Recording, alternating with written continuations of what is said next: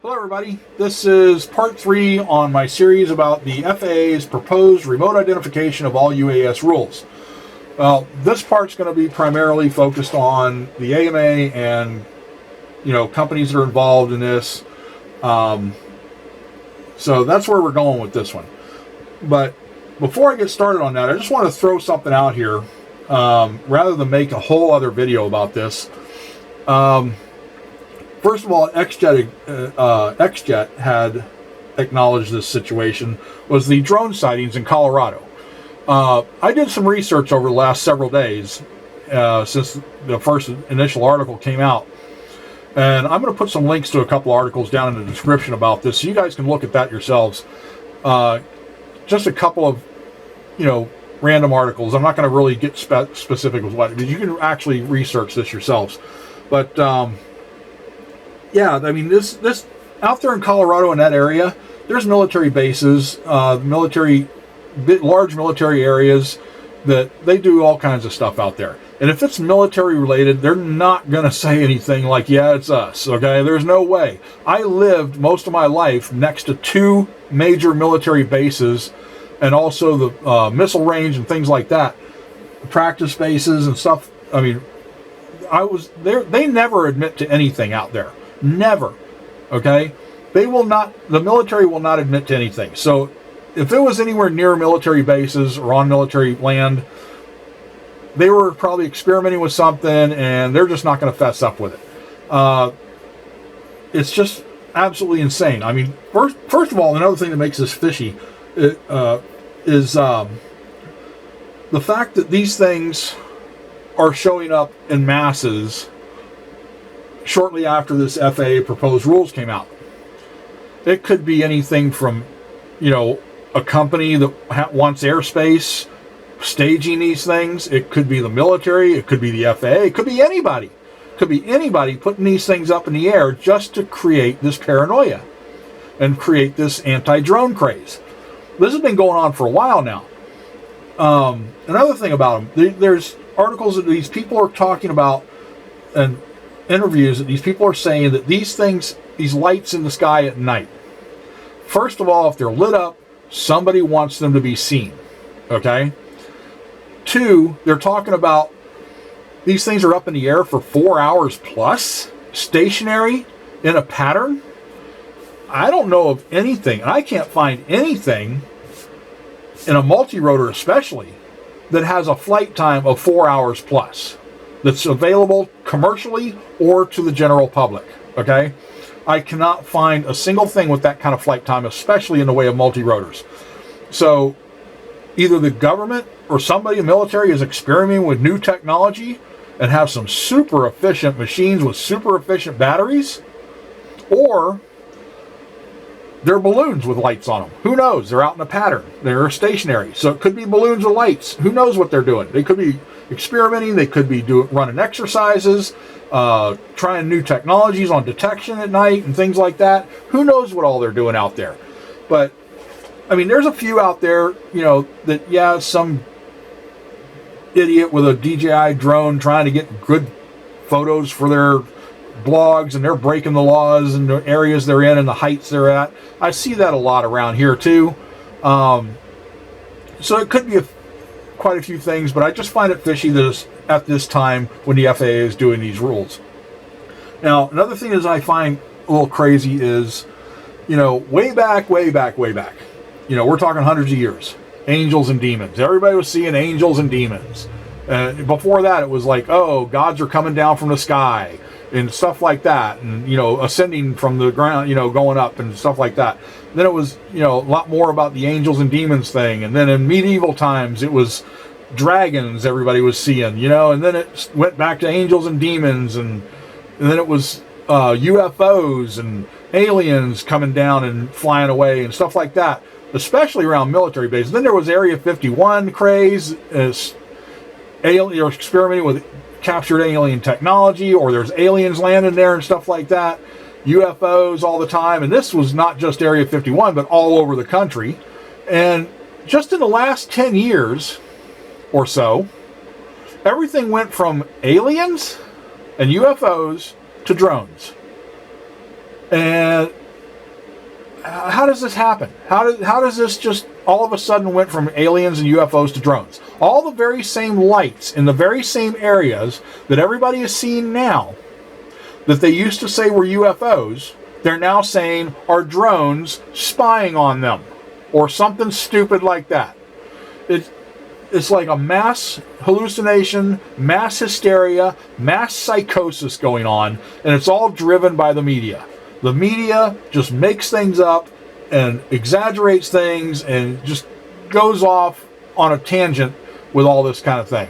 And I know the media is being prompted by companies that want airspace or the government or whatever. They're trying to make these rules. It's just all a bunch of BS as far as I'm concerned. Now, around this area, my area, oh my God, and everywhere around me, there are plenty of people. I mean, most everybody around here are so paranoid about a drone that even balloons, like party balloons, get loose and float up in the air, garbage bags flying around in a whirlwind or something, or, you know, anything that's up in the air. There's going to be at least 5 people out here within 3 blocks of me that are going to say it's a drone spying on them. At least 5 that I can run right off the top of my head. And it will spread across this neighborhood like, oh, did you see the drones out there? They were spying on everybody. It'll spread within a week that everybody in the area is like, oh, the drones are spying on us again. It's just crazy how people are. But, you know, 10 years ago, everybody would say it would be a UFO. That's the way it was 10 years ago. So, you know, it's just ridiculous. It's absolutely insane. So anyway, let's get down to this third part here. And I'm going to keep this theme of the empty table workbench, because this is what's going to end up happening with all of us in the aviation hobby if these rules go into effect. And they're not going to stop with just aviation. I can guarantee you that. They're going to have to take out everything, because essentially what they're trying to do is clear airspace from ground up. Nothing amateur, anything to begin with. Okay? Now, this will be a stepping stone for them to start criminalizing anything that could potentially leave the ground. And this may sound crazy, but if they were to use the very same ridiculous logic, this preposterous logic that they're using about safety and the RC hobby being the major threat to this country, if they use that same logic, they're going to have to go with ground vehicles and RC, because they could potentially leave the ground, or they could be potentially used for something like terrorist attacks and things like that. They will have to go with anything that could potentially leave the ground, like RC cars, RC trucks, frisbees, golf balls, footballs, paper airplanes, hand-thrown gliders, pole vaulters, or even just jumping. Just you jumping could turn illegal. If they use their same logic and they want to clear all airspace from ground up, they are going to have to outlaw everything that could potentially leave the ground.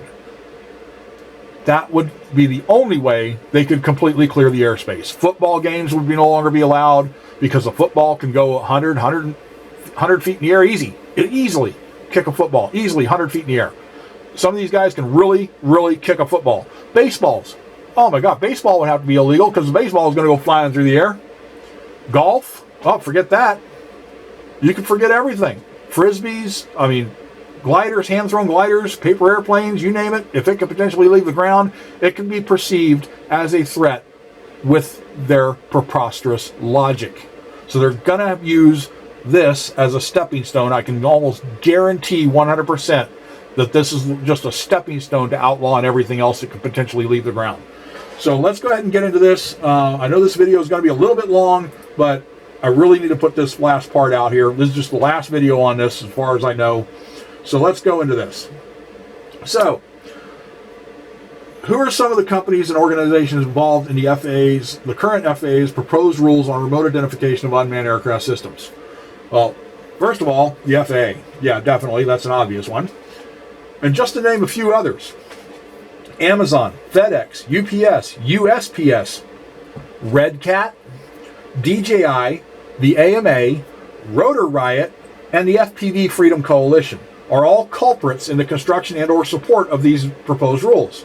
Now, before you take a defensive stance over any of these that I mentioned, just hear me out. And yes, I do know the main two that you may want to defend. The FPV Freedom Coalition and Rotor Riot are the two you're going to probably want to defend right off the top of your head. The FPV Freedom Coalition, in my opinion, cannot be trusted because they are involved with Red Cat. Also, Red Cat has announced its acquisition of Rotor Riot. So in my opinion, absolutely, and the other ones, Amazon, FedEx, UPS, USPS, they want airspace just for their commercial delivery drones. And DJI is working with them and the FAA to get their way. So, in my opinion, absolutely none of these companies or organizations can be trusted at all, unless they can prove themselves by stopping these regulations in their tracks 100%. If you don't know who Red Cat is, then go to www.redcatpropware.com and look it over.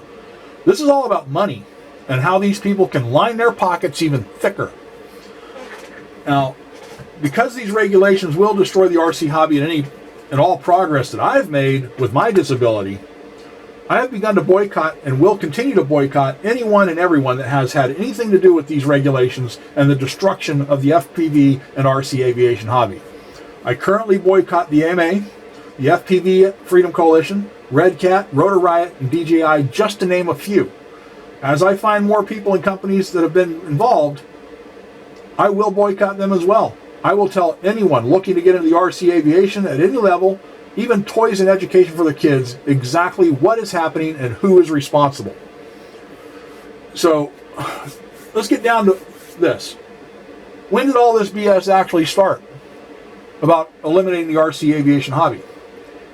Who actually started this? There's a lot of speculation out there, but I've been following along since I started saving up for this hobby to get into FPV, because I thought maybe this would actually help me with my disability. It was just something more to try. And guess what? It is the only thing that's helped me, and I'm 53 years old and I've dealt with this my whole life. And FPV quadcopters, this right here, that's the only thing that's helped me with my disability. I've made quite a bit of progress, but I got a long way to go yet. And if this is gone, guess where I'm going to end up? Same boat that I was in and getting worse. But anyway, so when did this actually start? Who started it? This all started about 4 or 5 years ago, give or take, with the AMA trying to stop all of us FPV and multi-rotor pilots, racing and freestyle. And they were trying to stop anyone that is not an AMA member. Not long ago, the AMA went to the FAA and fought to try and stop us FPV pilots because of their unwarranted hatred for us. And as a side note, going after anyone that is not an AMA member, even kids with a toy aircraft in their own yard. The AMA was directly responsible for the repeal of 336. The AMA and their club members hate FPV and multi-rotors. I have first-hand experience. A while back, I took a major risk with my disability and traveled to the nearest AMA field to my home, which is much further than I can reasonably travel. And I had a very bad experience at that AMA field. I won't go into a lot of detail, but they even went as far as threatening my life, which has proven to me exactly what kind of people the AMA are. All I did was ask them if they allowed FPV and multi-rotors. I have contacted about all the AMA clubs and fields within 100 miles of me except one. I just haven't been able to get in contact with them and haven't got any response. It's the same thing with all of them. They were all absolutely abhorrent people, and most of the time they made threats when I asked if they allowed FPV and multi-rotors. None of them allow FPV and multi-rotors, and only one allowed helicopters, but with a major list of ridiculous restrictions on their club website. It was just insane. You can't even bother going if you have a helicopter even. It's fixed wing only, period. I can't travel more than 20, 30 minutes from my home. Any more is like a major risk for me. It's really pushing my luck with my disability. So even if the AMA fields allowed FPV, I wouldn't be able to travel to one because they're too far away.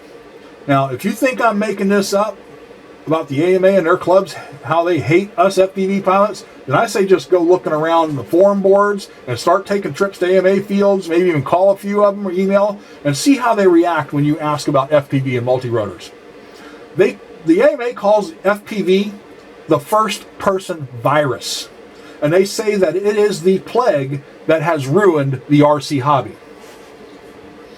Now, the FAA and even the AMA, they have absolutely no clue what FPV or the RC hobby is really about. All they can see is that FPV is the only thing ruining the hobby, when in fact the AMA, working with the FAA, is the true culprit from the start. They have to place the blame on somebody, right? So they blame FPV. Now, the AMA and the FAA can't even differentiate between these 7 groups of people. Group 1, anyone without an AMA membership. Group 2, the kid with a toy in their yard. Group 3, the disabled and disabled military veterans and those that can't travel the distance to AMA fields, and they simply just go to an empty field out to the middle of nowhere, or a field that they have been given permission to fly where no one's around, and enjoy a day of recreational flying. And they never put anyone in harm's way because they have common sense and they know the basic rules of safety. Group 4, the FPV pilots that go to abandoned places, wooded areas or fields, and stay within 1,000 or 2,000 feet from them, typically within 1,000 feet from themselves, and always below 400 feet, and usually it's under 100 feet or maybe 200 feet. And they're not putting anybody in harm's way, again, because they have common sense and know the basic rules of safety.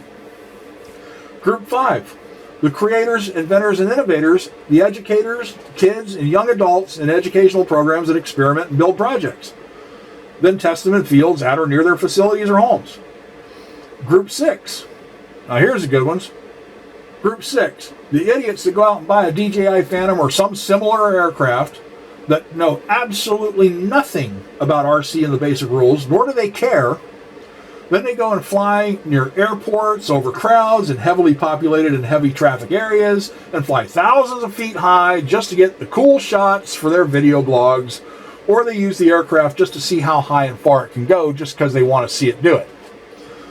Then Group 7, now, then there are the select few FPV pilots, like freestylists. There are a few that do in fact put people and property in danger by flying in heavily populated and heavy traffic areas. I do see these select few FPV pilots as giving the FPV hobby a very bad name. There's not many of them out there, but they are out there. I will admit that.